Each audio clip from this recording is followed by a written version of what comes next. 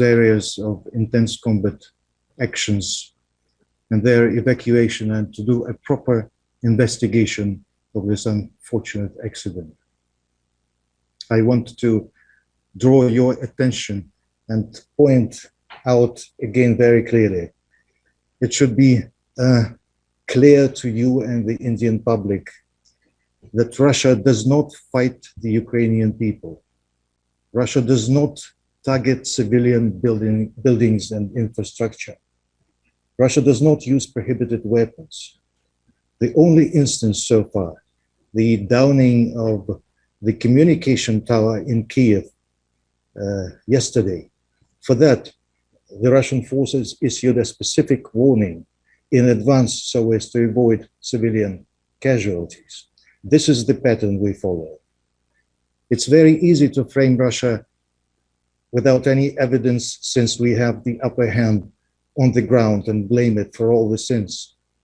But the truth is that it is the Ukrainian units manned by notorious Russia haters and ultra-nationalists which put up feverish and indiscriminate resistance.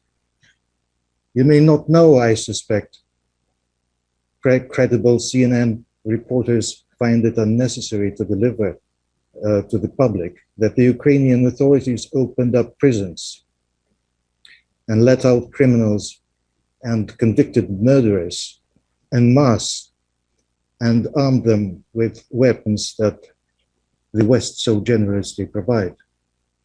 They wouldn't have needed to do that had there been mass volunteering of citizens, haven't they? It is easy to accuse Russia of waging a war if you forget or don't know that the war in Ukraine started 8 years back. Is the general public aware of massive shellings of residential areas in Donbass over these years by the Ukrainian forces?